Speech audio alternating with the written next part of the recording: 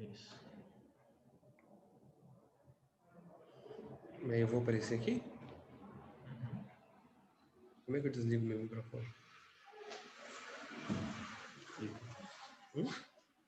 Ali, ó. Beleza? Teste. Estão me ouvindo, gente? Eu sim, estou ouvindo. Embora, moçada. Vamos lá. Doutor, eu ouvindo perfeitamente. Vocês estão me ouvindo bem? Estou ouvindo. Está me ouvindo bem também, pessoal? Alto e claro. Maravilha. Vamos lá, galera. Antes de mais... Tudo certo. Perfeitamente. Só um momentinho.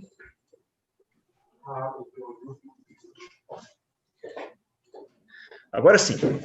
Gente, antes de mais nada, né, cumprimentar as pessoas que nos escutam, nos ouvem, nos assistem pelo YouTube.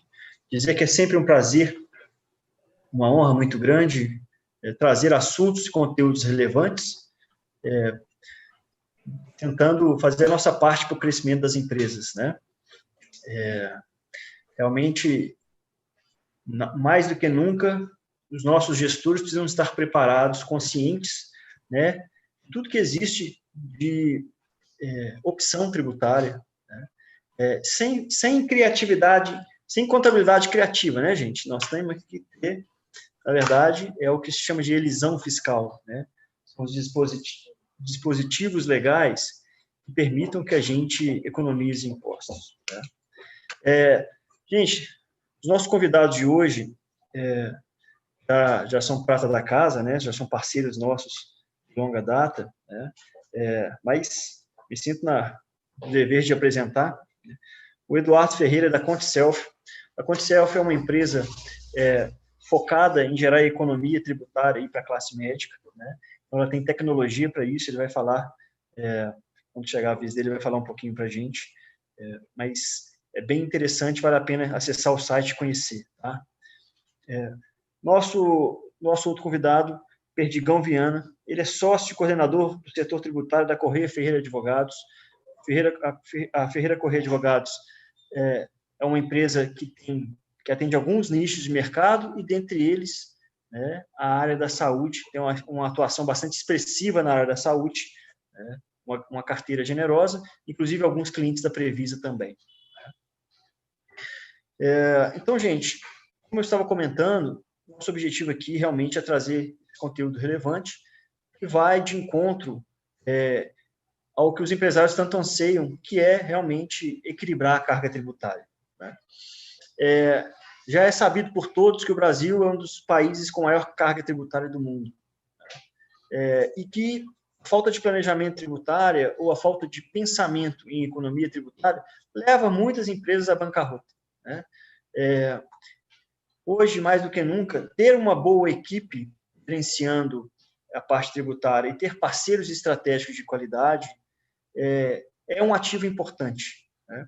Construir essa cultura de economia tributária ou de pensar e repensar a tributação, né, das empresas da área da saúde é realmente uma cultura que precisa ser implantada e cuidada, né, e regada como se fosse uma planta. Existem muitas discussões que eu acho que a gente não deve entrar antes que elas estejam maduras o suficiente, né? Por exemplo, a reforma tributária está sendo largamente discutida, né? Eu mesmo já participei de alguns webinars, algumas lives sobre a reforma tributária, mas esse não é o objetivo desse webinar. Nosso objetivo é trazer economias de aplicação ou de iniciativa, né, ou de ação imediata. É trazer economias, reflexões alternativas que as empresas possam lançar mão, né, iniciando agora, se ela quiser, né? A reforma tributária vai aumentar a carga tributária, etc. É fato que o que está sendo desenhado resulta num aumento de carga tributária. Mas, enquanto isso não acontece, e a gente não sabe a previsão de quanto vai efetivamente acontecer, né? O doutor Perdigão pode depois dar uma palhinha nisso para a gente, mas, enquanto isso, a gente não tem certeza que isso vai acontecer. Eu acho que os nossos clientes precisam, os clientes e parceiros precisam de alternativas de curto prazo, ou de curto e médio prazo, né? Então, nós trouxemos aqui essas reflexões e alternativas. Vamos bater essa bola nós três, né? Vou passar a palavra só para a gente fazer as saudações iniciais, para o pessoal escutar a voz de vocês, depois a gente começa pelo Eduardo, tá bom? Doutor Perdigão, pode fazer as suas saudações iniciais. Muito obrigado, é um prazer, mais uma vez, em nome da Corrêa Ferreira Advogados, estar aqui, representando um escritório que tem toda a disponibilidade, sempre que necessário. Disseminar conteúdo é uma grandeza hoje em dia, e a Previsa faz isso com muita propriedade, sempre com bons eventos, e a gente espera poder contribuir mais esse. Como você falou, eu cuido aqui da parte tributária, sou sócio coordenador dessa área, e, na medida do possível, vamos tentar desenhar algumas possibilidades que as empresas podem se utilizar, exatamente como você disse, neste momento, especialmente agora em que a gente vive um momento, não dá para dizer crise, porque a gente tem que falar que a saúde está sendo demandada, mas muitas, sendo bem realista, a gente sabe que caiu muito o faturamento de muita gente. Muita gente não está saindo, não está consultando, não está evitando quando pode. E é nessas horas que o bolso dói, é a hora excepcional para a gente repensar e reestudar a nossa estrutura fiscal e não perder nenhuma oportunidade. Falou muito bem. Realmente, nós temos muitos clientes da área da saúde e a gente vê que tem muita demanda reprimida, né? As pessoas estão deixando de ir nas clínicas, deixando de ir nos hospitais, e isso tem gerado um transtorno, né? Muito do ponto de vista de equilíbrio, equilíbrio financeiro e econômico, né? Eduardo, passar a palavra para você se apresentar, dar o seu alô inicial.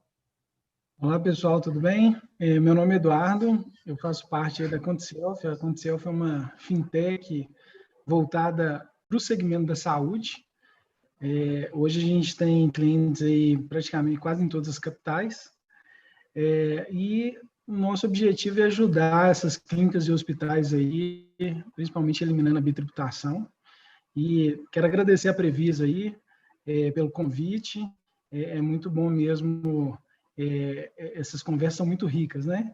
Gera conteúdo aí para os nossos clientes, e essa troca de experiência é muito positiva, tá? Então, bora começar, gente? Gente, pelas nossas andanças, a gente tem muitas conexões, né? Tentando sempre ajudar os nossos clientes a progredir. E a gente conheceu a ContiSelf, que traz uma inteligência, né, digital ali, de forma a gerar economia tributária. Eduardo, fala um pouquinho para a gente sobre a ContiSelf, sobre o que ela se propõe e quais são as alternativas que ela gera de economia tributária. Maravilha, pessoal. A ContiSelf, a gente, como eu falei, a gente é bem focado no segmento da saúde. A gente busca trazer soluções aí para esse segmento. Hoje, um dos principais produtos que nós temos é a questão de eliminar a bitributação. Esse ponto é um ponto que ele é muito comum aí, que a realidade é que cada vez mais as clínicas elas têm chamado outros médicos para fazer parte do corpo clínico dele. Hoje o médico ter aquela clínica sozinha, ele abrir, tem sido cada vez mais raro, né? É mais fácil hoje ele fazer parte de uma estrutura já montada. E acaba que quando isso acontece, o gestor da clínica ali, geralmente, ele cai nesse cenário da bitributação, né? Basicamente, o que seria isso, né? Imagino que o paciente pagou lá uma consulta de R$200, a clínica emite essa nota fiscal ali para esse paciente de 200, e depois disso a clínica tem que pagar o médico, que o médico nessa estrutura ele não é funcionário nem sócio, né, da clínica. E aí com isso o médico emite uma nota fiscal aí de R$100 para receber a parte dele, né, se fosse 50%. E com isso aí a gente tem a bitributação, que a clínica paga imposto sobre os 200 e o médico paga imposto sobre os 100. Juntos eles estão pagando imposto sobre R$300, sendo que o paciente só pagou ali R$200 sobre o atendimento, né?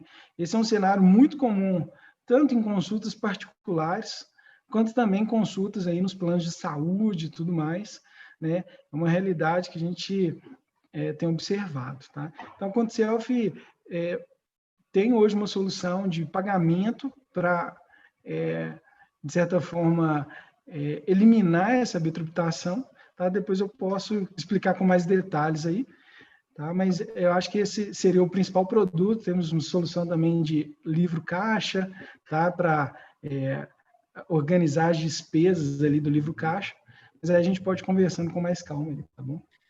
Eduardo, então só para deixar bem claro, então realmente acontece que os médicos que são PJ, né, e quer queira, quer não, podemos falar que constitui a maioria das relações ali entre hospitais, grandes clínicas e os médicos prestadores de serviço, eles precisam emitir uma nota fiscal para receber o seu ordenado ali, né? Sua participação nas consultas, exames, etc. Né?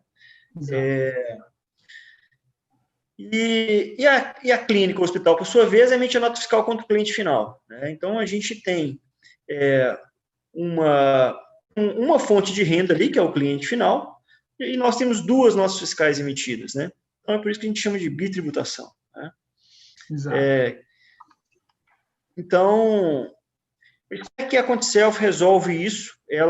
Qual que é a raiz como é que ela separa esse pagamento? Legal.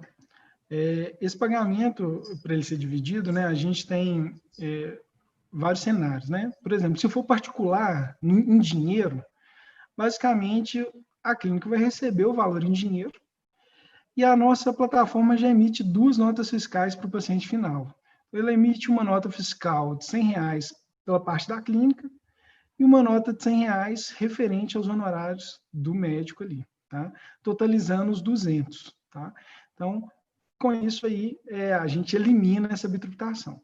Acaba que, em outras formas de pagamento, esse processo ele é um pouco mais delicado, né? Por exemplo, no ambiente de cartão de crédito. Hoje a ContiSelf tem uma parceria a nível nacional aí com a Cielo. Então, a gente conseguiu fazer esse split de pagamento na própria máquina do cartão. O paciente passa na máquina e já é feito a divisão do pagamento na própria maquininha. Então, cai na conta da clínica os R$100 e cai na conta do médico os R$100. Tá? Então, a gente divide esse valor direto já na credenciadora e também são emitidas as duas notas fiscais. Tá? De uma forma geral, é assim que a gente resolve. Hoje, a gente também, na operadora de saúde, seria o mesmo conceito. Tá?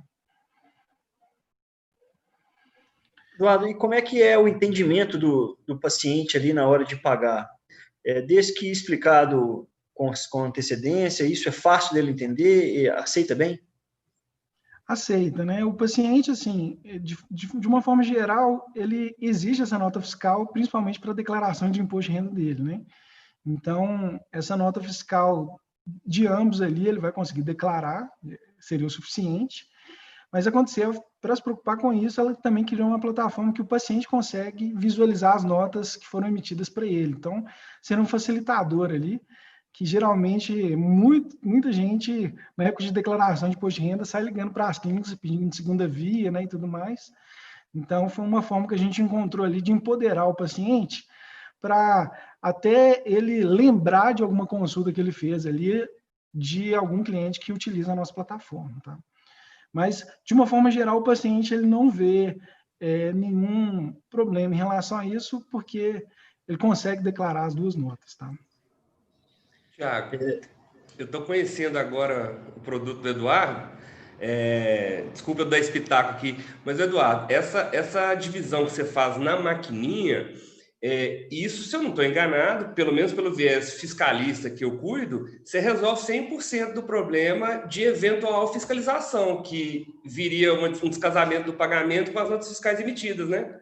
Exatamente, exatamente. Na verdade, a própria Cielo, para os órgãos que ela informa, né, de fiscalização, ela já manda dividida essa informação, tá? Então, isso tem que ficar muito bem alinhado, né? Tá? Mas hoje realmente resolve, tanto o financeiro quanto a parte contábil aí. Tá? Sensacional.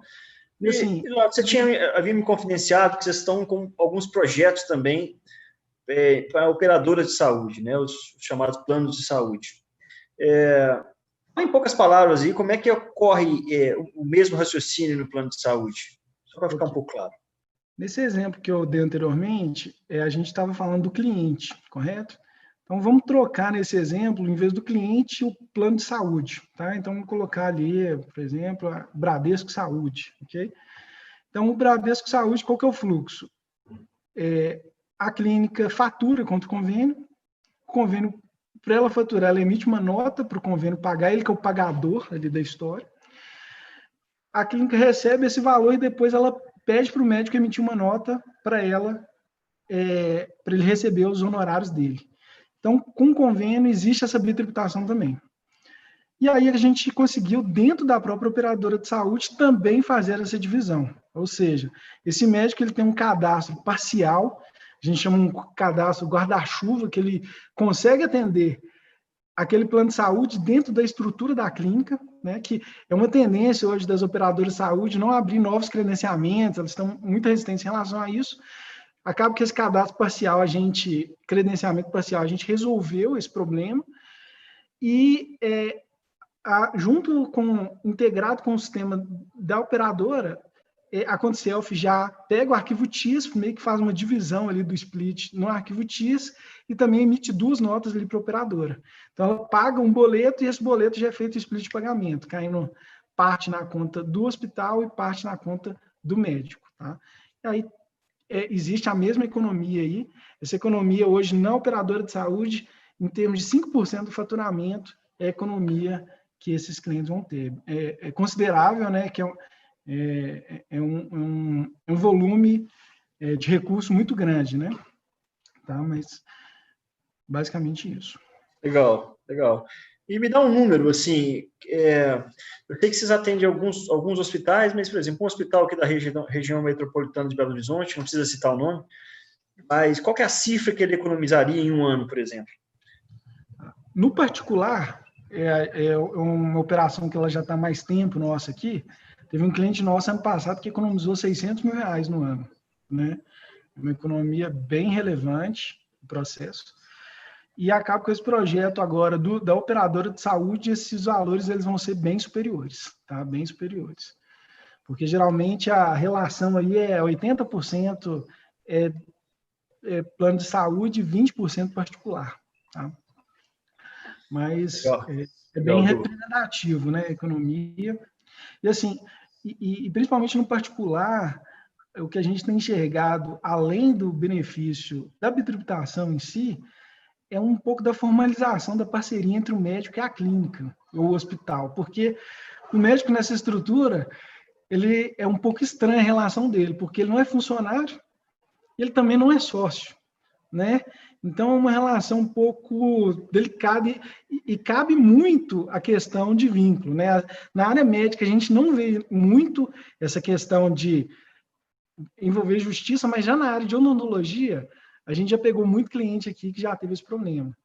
Então, que é vínculo, né? Subordinação, pessoalidade, frequência e onerosidade. Principalmente esses 4 itens aí que geram vínculo trabalhista. E como a gente agora, o médico, ele está emitindo nota direto para o paciente final, fica mais evidente que nessa relação ele é um parceiro. Então, esse vínculo de onerosidade ele é quebrado, mitiga um pouco esse risco aí de vínculo trabalhista e tudo mais. Tá? Foi até o comentário do Perdigão, faz muito sentido, né? Uma vez que assim, o principal elemento que configura a questão do vínculo empregatício é o pagamento, né? É o fato da clínica odontológica ali, da clínica oftalmológica, da clínica pagar o médico ou o dentista, etc., né? Uma vez que o pagamento está vindo do paciente, né? Fica claro que não tem vínculo de emprego, né? Excelente, Du. Obrigado aí pela sua contribuição. Então, gente, a gente precisa se atentar, porque é claro que a gente estabelece procedimentos, né, nas nossas empresas. A gente vê muitos hospitais e clínicas que têm procedimentos severos ali, que têm, às vezes, dificuldade de repensar esses procedimentos.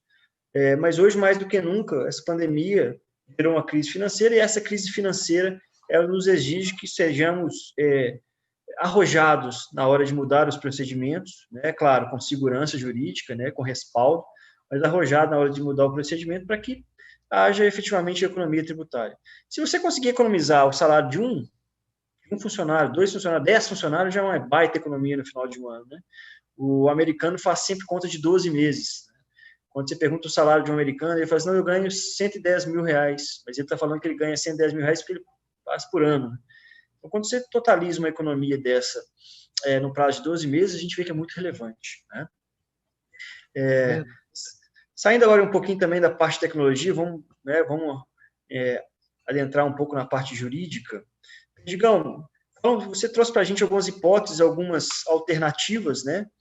Começa falando com a gente, por favor, algo que ainda é bastante válido, que é a questão do hospital dia, né? De se tratar a clínica, o hospital como hospital dia. Puxa esse novelo de lã para nós aí, por gentileza. Tiago, eu vou começar, não, esse assunto que a gente vai tratar e os outros dois que a gente vai abordar vão ao encontro disso que você disse. A gente precisa correr atrás. Eu costumo dar um exemplo nos meus eventos que o mercado, a concorrência é uma corrida. Então, imagina que você está fazendo uma corrida de carro, né, e você gasta 2 minutos para dar a volta completa. Se o seu concorrente desenvolver melhor o motor dele, correr atrás ali e melhorar a potência e gastar 1 minuto e 50, invariavelmente ele vai ganhar essa corrida. E esse talvez seja o grande ponto que as empresas têm um pouco de resistência e esquecem que o seu concorrente pode estar adotando essas medidas e essa diferença que você está dizendo aí desse funcionário, no final das contas, ou vai virar preço mais baixo, ou vai virar lucro no bolso do sócio, do empresário. Então, é muito importante isso, é muito importante a gente levar a sério, porque se você acha que isso, mas não vai ser significativo, o seu concorrente pode estar fazendo exatamente isso. E essa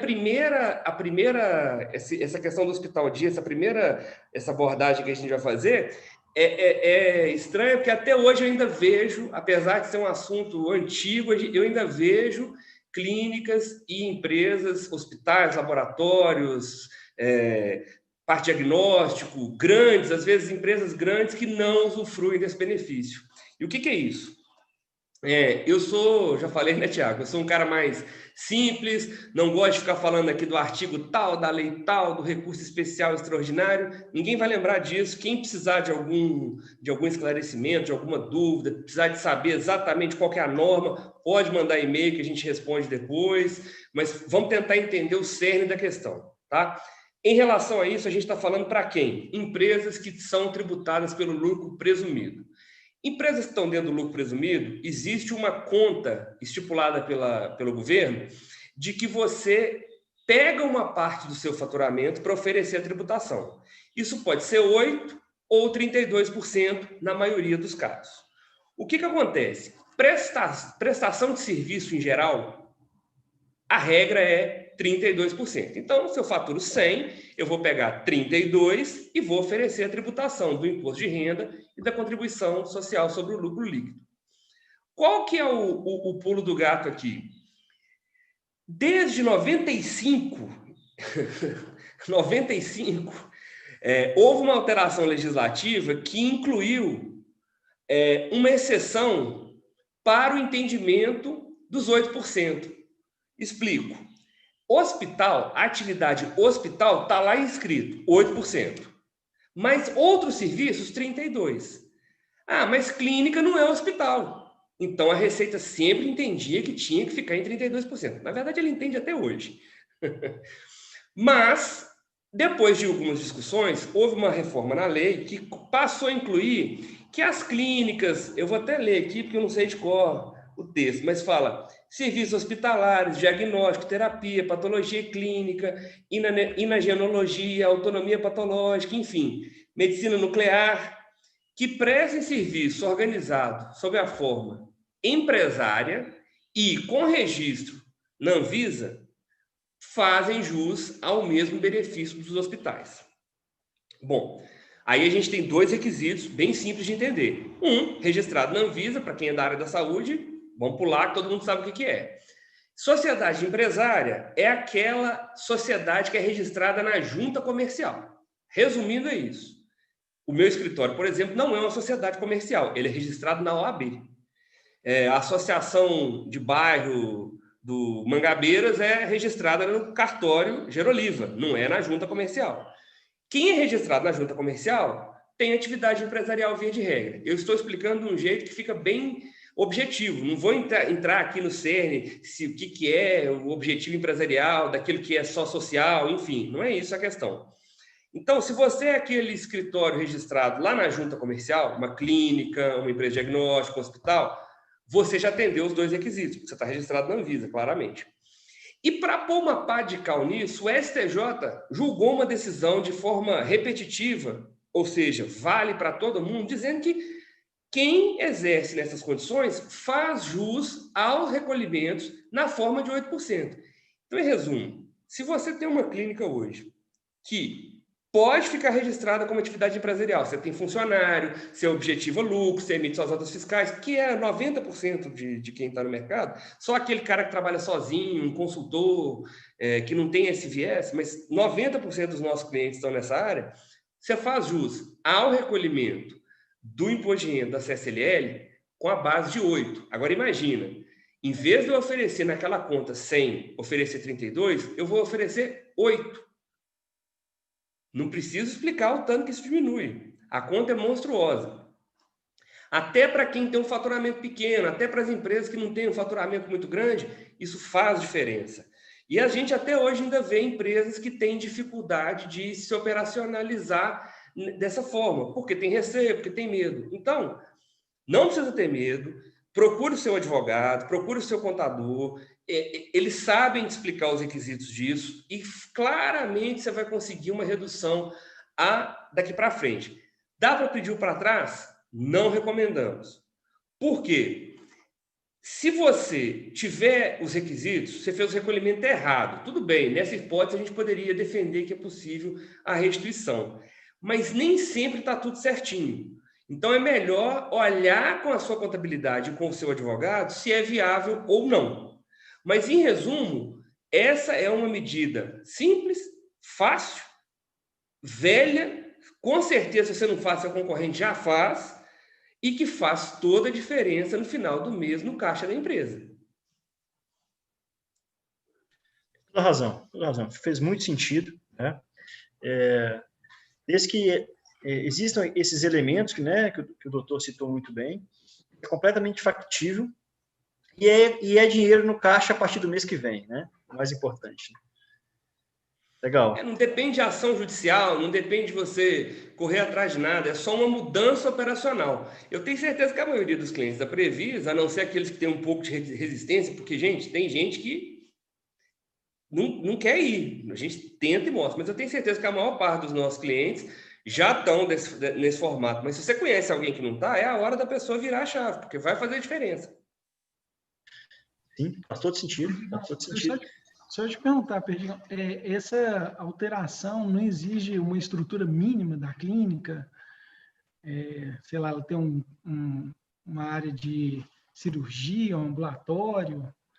Eduardo, essa pergunta sua é boa porque a Receita Federal, ela vive criando e incentivando esse tipo de celeuma. Mas, na decisão que estabeleceu isso, não existe esse requisito. Então, não faz diferença. Até aquele médico que trabalha na estrutura hospitalar, que a empresa dele está realizando serviços dentro, você tem um hospital, tem um bloco cirúrgico, você tem um contrato de uma empresa que faz a parte cirúrgica para você. Esse médico ali, que funciona dentro do hospital, que não é estrutura própria, ele também tem direito. A Receita exige, e vinha exigindo nesses casos, que o imóvel fosse próprio, que a prestação de serviço ocorresse no local onde ele trabalha. Então, nesse exemplo que você deu, o cirurgião tinha que ter um bloco cirúrgico no local dele, mas ele é cirurgião e ele é a empresa dele naquele momento em que ele está realizando a cirurgia lá dentro do hospital. Então, nessa situação, e acho que o principal eu não falei, por que chama hospital dia? Hospital dia é aquele hospital que não tem internação, né? Todo mundo sabe, aquele sujeito entra e sai de tarde, ninguém dorme lá. Nesses casos, as clínicas se equiparam aos hospitais, porque o sujeito entra, consulta e vai embora. É a mesma lógica. Qual que é a diferença do sujeito que entra ali num hospital sei lá, do Mater Dei, do Evangélico, do São Lucas, vai lá, faz a consulta e vai embora, do sujeito que vai na clínica ali, faz a consulta e vai embora. Não tem diferença nenhuma. O serviço é igual, então a lei tem que tratar com igualdade. Sensacional. Legal. Gente, nós temos algumas perguntas, a gente vai deixar mais para o final, tá? À medida que a gente for entendendo. Doutor Perdigão, você trouxe algumas outras hipóteses para a gente, né? Gostaria que falasse abertamente, exatamente para a gente propor algumas economias. Já existem alguns casos de alguns clientes que estão lançando mão dessas hipóteses, mas eu não vou adiantar, não, vou deixar para o doutor. Vamos lá. Abertamente. Bom, a gente tem uma outra situação que ela decorre de uma decisão muito importante. Eu não sei se a turma aqui na área da prestação de serviço talvez não tenha tanto contato. Mas em 2017, houve um julgamento no Supremo, talvez o julgamento mais importante na área tributária nos últimos 10, 15 anos, que foi a decisão que excluiu o ICMS da base de cálculo do PIS e da COFINS.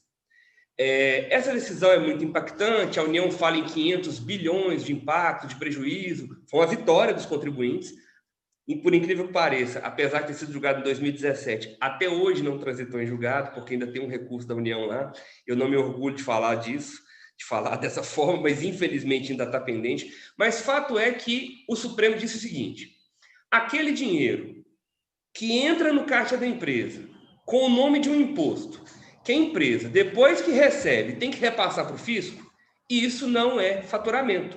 Portanto, isso não pode ser tributado pelo PIS e pela COFINS.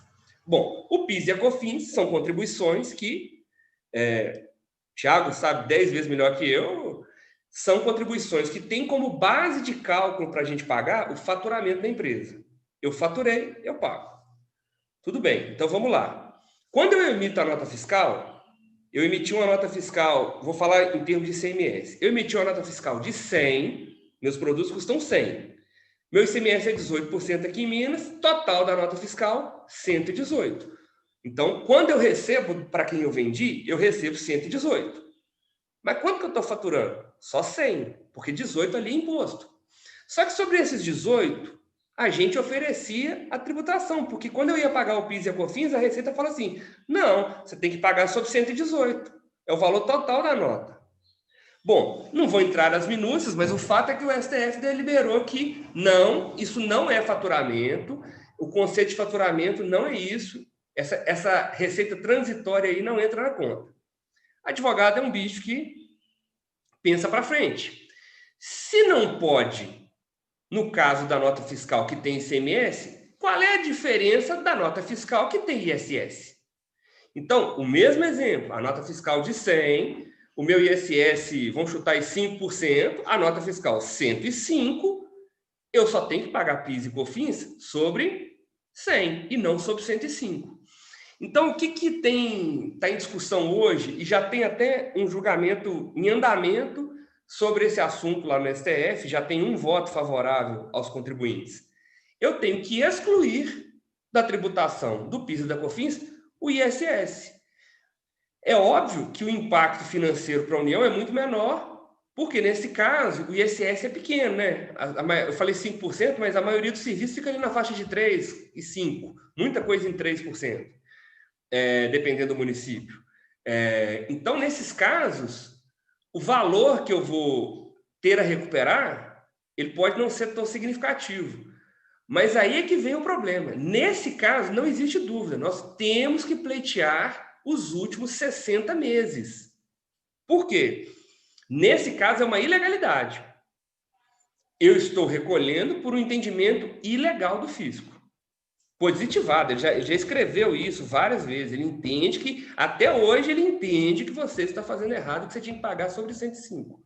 Então, nesse caso, é necessário ingressar em juízo, mas a gente opta por entrar com uma ação que não tem risco para o contribuinte, que é o chamado mandado de segurança. No mandado de segurança, as empresas não se perderem. Se lá na frente o STF falar assim, não, no caso do ICMS é uma coisa, no do ISS é outra. Não muda nada na vida das empresas, porque ela não vai se receber nenhuma condenação e os valores que forem ocorrendo ao longo do processo, a gente coloca dentro do processo. Perdeu, devolve para a União, não muda nada na vida do empresário. Ganhou daqui 2, 3, 4, 5 anos, a gente não tem como prever isso, é dinheiro na mão, é só finalizar o processo. E quem tem direito, deixa eu perguntar melhor, vamos supor que a decisão, né, do ICMS ainda não transitou em julgado, né? Por exemplo, o Supremo pode optar para modular, né, os efeitos da lei, certo? Então, como é que eu faço o uso desse direito? Quem entrar agora tem direito, e quem deixar para depois, pode perder alguma coisa? Esse é, talvez, o maior risco que o empresário, eu chamo vou, não vou, é o maior risco que ele pode correr. Porque tem um que só vai na boa. Eu só vou depois que todo mundo ganhar. Você erra 2 vezes. Primeiro, porque você perdeu. Porque o mês passado, eu não recupero 60 para trás. Eu só recupero 60 a partir de hoje. Se você deixar para entrar em dezembro, vão ser 3 meses a menos.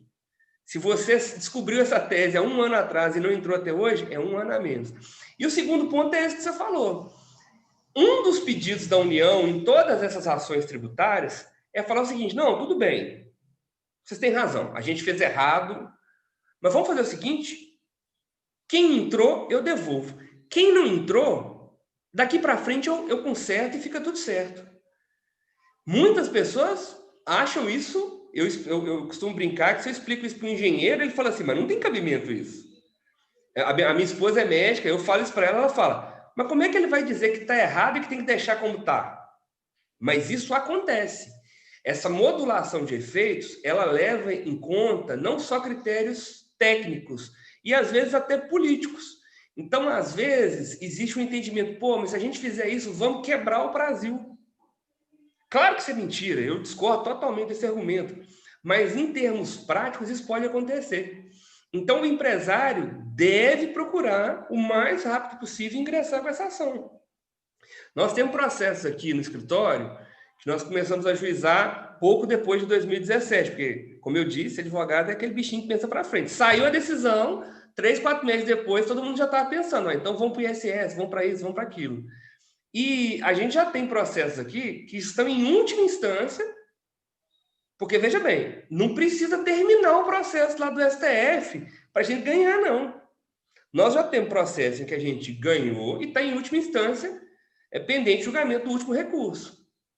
Então, vale a pena ingressar. E aquele que entrou em 2017, ele pega 2017 5 anos para trás. Quem entrar agora em 2020, pega 2020 5 anos para trás. E assim sucessivamente. Então, é imprescindível procurar um advogado da sua confiança e correr atrás disso, porque eu lembro que a primeira vez que a gente oferece uma ação dessa de recuperação de tributo para as empresas é sempre um receio. Não quero mexer com isso não, eu vou cutucar o fisco não. Você já escutou isso, Thiago? Demais, demais. Todos os dias a gente escuta. É aquele negócio, né, gente? Um grande amigo meu que é advogado falou assim, olha, eu adoro processar o fisco. O fisco não vai te odiar de volta pro resto da vida, né? Quando você processa o vizinho, você ganha um inimigo pro resto da vida. O fisco não tá nem aí, cara. Tá tudo certo, né? Esse medo é por ilusão, né? Não, dá até um orgulho pra gente que é advogado, porque eu sou uma das poucas áreas que eu posso dizer que eu, entre aspas, sou um pouco Robin Hood, porque eu vou lá tirar de quem tomou da gente para devolver para quem de direito, né? E é exatamente isso, o fisco não quer saber do que você está fazendo. E para ficar isso muito claro para as pessoas, quem cuida do processo que o advogado vai entrar para a sua empresa é a Procuradoria da Fazenda. Quem cuida dos seus impostos, que o Thiago lá da Previsa responde dossiê, Perdecomp, responde tudo, é com a Receita Federal. Mas não é a mesma coisa? Não, não é a mesma coisa. A Procuradoria da Fazenda é o escritório de advocacia da União. Então, estão lá os advogados muito bem remunerados, concursados, que ficam lá defendendo a União. Agora, isso não significa que a sua vida com a Receita vai mudar. A Receita nem vai ficar sabendo que você fez o seu processo, a não ser quando você vai lá para receber o seu dinheiro. Porque quando a gente ganha um processo, a gente pode tanto parar de pagar os tributos e falar assim, Receita, eu não vou te pagar mais não, porque eu ganhei um processo aqui e eu tenho 600 mil reais aqui para recuperar. Então eu vou ficar aí, 3 meses sem te pagar nada, 6 meses sem te pagar nada. E a Receita fala assim, tudo bem, não tem problema nenhum. Não causa nenhum estresse. Pode ficar tranquilo. Você não arruma inimizade, né, por causa disso. Não por isso, né? Nem perseguição, que é o maior medo que as pessoas têm. Sim. Gente, só para a gente responder algumas das perguntas que foram colocadas nos comentários, inclusive incentivar as pessoas a nos mandarem perguntas, tá? Vamos dar um descanso para o doutor. Eduardo, a Erika está perguntando aqui, no caso da bitributação, ou para evitar a bitributação, pelo que eu estou entendendo, é preciso emitir nota fiscal? Sim, né? É preciso sim. Na verdade, o ponto é que a clínica antes, naquele exemplo que a gente deu de R$200, ela emitia a nota da parte dela e a do médico. Agora ela só vai emitir sobre a parte dela. E o médico emite a nota fiscal para o cliente final, ok? Mas é fundamental a emissão de nota de todos envolvidos aí, tá bom? Legal. A Camila está mandando uma pergunta que eu achei bem interessante, que hoje um dos maiores temores das clínicas e hospitais é a questão da pejotização, né? Tanto a Receita quanto o próprio empregado ali entender que não existe uma PJ, mas um vínculo empregatício. Então, a pergunta dela é se a Conself ajuda a diminuir o risco de pejotização. Uma excelente pergunta. Ajuda sim, né? Como a gente falou anteriormente, o médico agora, quando ele passa a emitir a nota fiscal direto para o cliente final, fica bem evidente que ele está prestando um serviço para o paciente, que ele é um parceiro da clínica, né? E que ele não é um funcionário ali que recebe um salário fixo e tudo mais, entendeu? Então, ajuda, sim, a eliminar essa questão da pejotização, principalmente porque hoje ele recebe, às vezes, um valor cheio um único dia no mês, tá? Agora ele vai recebendo picadinho, conforme, se o paciente pagou em 30 dias no cartão, ele vai receber em 30 dias no cartão. Igual a clínica recebe, ele vai receber. Se o cliente parcelar, ele vai receber parcelado. Então, essa conciliação fica muito clara, tá bom? Legal. Mais uma pergunta da Érica, Eduardo. Existe algum procedimento específico para a operadora aceitar esse contrato guarda-chuva?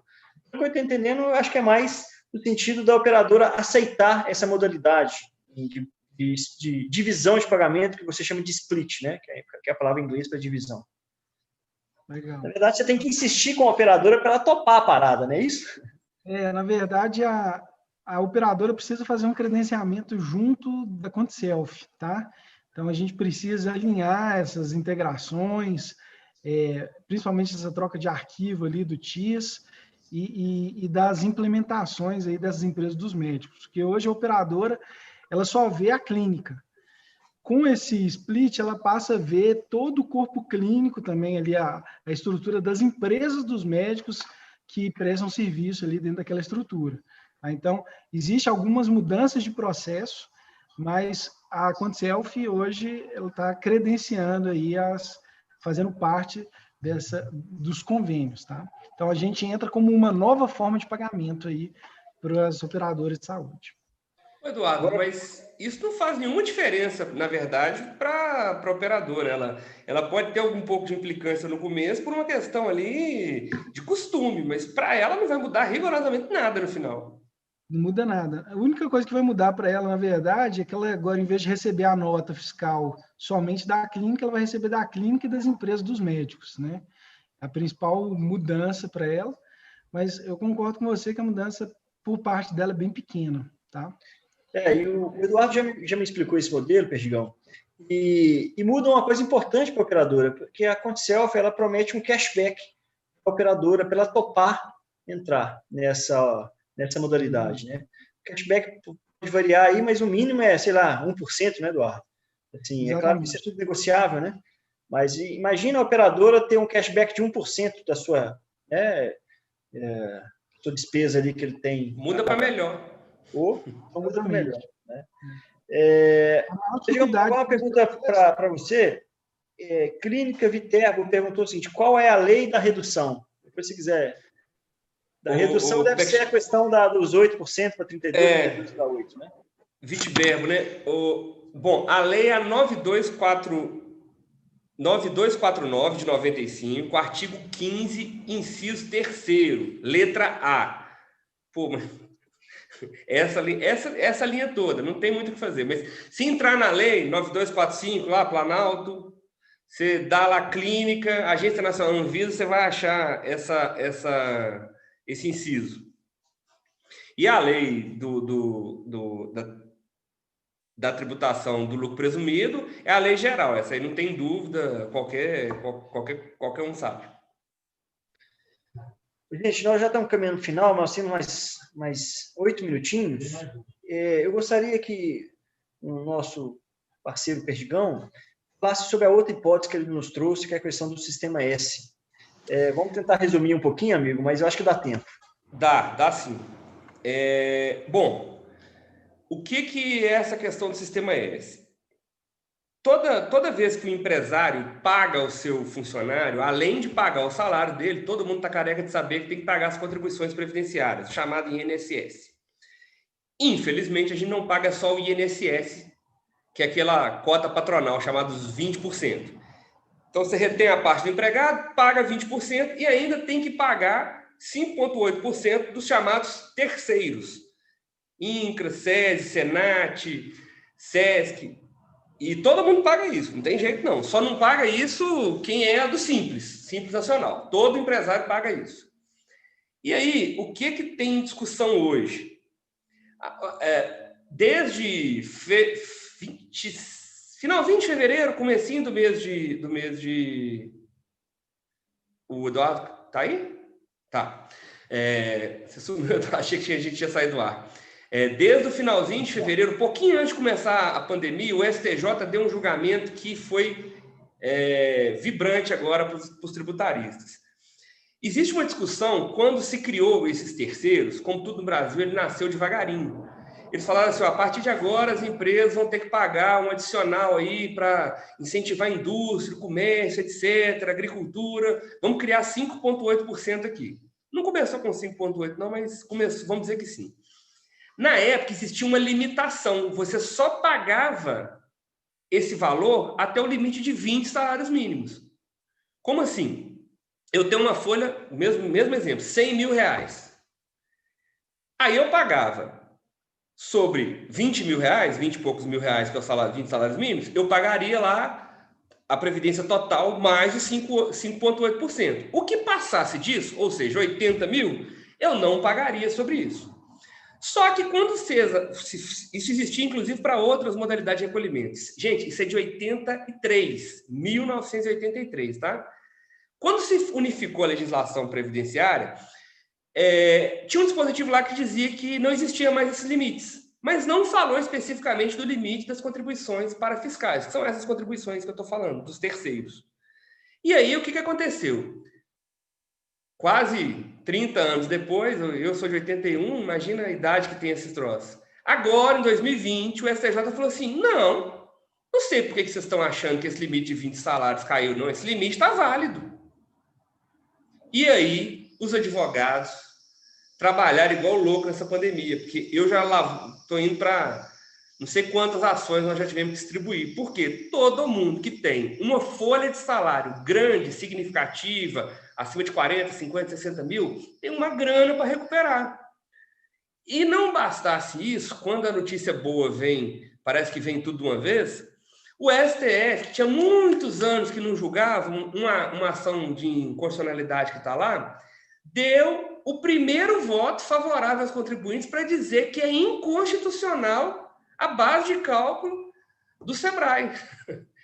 Então, hoje o contribuinte está na bica de ou reduzir para 20 salários mínimos ou cair tudo. Por quê? A legislação diz que as contribuições podem ter como base faturamento, podem ter como base receita bruta, podem ter como base valor aduaneiro, a operação. Mas as contribuições não podem ter como base a folha de salário, porque não tem previsão constitucional para isso. Então, eles inventaram um jeito de cobrar uma contribuição sem a legítima autorização. Então, sendo bem simples com esse raciocínio, qual é o ganho que as empresas têm? 5,8% que eu pago sobre a folha vezes os últimos 60 meses. Essa é a conta. Não vem ao caso, mas hoje nós distribuímos uma ação para um grupo empresarial. São 5 empresas. R$2.062.000 sem juros que eles têm para recuperar. Agora, imagina você chegar, não importa o tamanho da empresa, a empresa pode faturar 300 milhões por ano. Imagina você chegar para ele e falar assim, olha, eu consegui recuperar R$2 milhões para você. É dinheiro em qualquer cenário. E assim como é dinheiro para quem tem um faturamento menor. Se você tem uma folha de salários significativa, vá atrás disso, porque é uma ação simples e a gente tem que aproveitar enquanto o pão está caindo, a manteiga virada para cima. Porque pode acontecer, de lá na frente, o STF suspender o andamento das ações. Então, por exemplo, eu já tenho ação que a gente distribuiu no começo do ano, que a perspectiva é que até o final desse ano a gente já tem até ascendência, porque já foi para a União, ela já manifestou, agora é só o juiz decidir. É claro que existe um atraso aí dos juízes, mas a perspectiva é rápida. Mandado de segurança não é uma ação que demora tanto igual aquela ação que você tem de cobrança, que ela tem um trâmite mais rápido, né? Tem um trâmite mais rápido. Então, é a hora de correr atrás disso, porque, o Thiago, o Eduardo, pensa nisso. Se você conseguir recuperar 5,8% da folha do cara, o que isso representa para uma empresa? Outro dia eu ganhei R$200 na quina, já fiquei numa alegria danada. Imagina 2 milhões. Imagina 2 milhões. Qualquer R$200 aqui, rapaz, tá salvando, que é uma beleza, viu? Gente, diz que ganhar R$200 na quina só não vale a pena quando o prêmio de quem fez 6 números é 10 milhões, viu? Ah, não dá nada não, senhor. Qualquer... né? Não, assim, de vez em quando a gente enfia a mão no bolso da calça e acha a nota de R$50, a gente já fica feliz, né? Imagina recuperar, né? 2 milhões. Gente, só caminhando para o final aqui, vamos só para as últimas perguntas. A Érica, agradecer a Érica pelo engajamento. Ela está perguntando o seguinte: eu tenho uma clínica de oftalmologia que realiza cirurgias de estabelecimento de terceiros. Ela poderia ter a base de cálculo reduzida? Perdigão, essa é para você. Ficou claro? Poderia. Se ela é uma clínica, se ela está registrada na Anvisa, e aí, Érica, eu teria que ver o seu contrato social, ver o seu CNPJ, fazer uma avaliação mais profunda. Mas se você atender os 2 requisitos, não tem nada que te impeça de aproveitar. Legal. Gente, gostaria de agradecer a todos, né, por ter assistido esse webinar. Falar que esse material, esse conteúdo vai ficar gravado e vai ser impulsionado para os nossos clientes, vai ser distribuído para as nossas listas, né? Se você teve alguma dúvida, perdeu algum ponto, retorna a este vídeo, dá uma olhadinha, pode fazer comentário, pode postar pergunta, que depois a gente responde, a nossa equipe de marketing passa para o Eduardo e para o Perdigão, para que eles respondam as perguntas também. Agradecer ao Eduardo pela gentileza de ceder o seu tempo, também ao Perdigão, né, que logo no início lá, ele já tinha me falado para não chamar de doutor, né? Isso é um bom sinal. Eu falo que sempre o excesso de formalidade às vezes distancia, né? Isso é uma boa característica. Gente, só reforçar a importância do tema, tá? Hoje, mais do que nunca, nós precisamos ter dinheiro em caixa, né? E lançar a mão de todas as alternativas possíveis e seguras para que haja essa economia tributária, né? Num segmento que é muito dado aos procedimentos, a correção dos procedimentos médicos, cirúrgicos, né? Nós precisamos ter um pouco de arrojo na parte tributária, arrojo no bom sentido, e criatividade no bom sentido, né? É a diferença entre elisão e evasão fiscal. Evasão é você sonegar. Elisão é você usar os atributos, as alternativas legais para economizar. E o que a gente trouxe aqui foi exatamente isso, alternativas legais para proteger o caixa, para gerar economia e para recuperar tributo também, né? Nós vamos deixar aqui o contato da ContiSelf e do Perdigão, Correal, nos nossos comentários, e realmente deixar essa turma à disposição. Eduardo e Perdigão podem fazer seus comentários finais aí, por gentileza.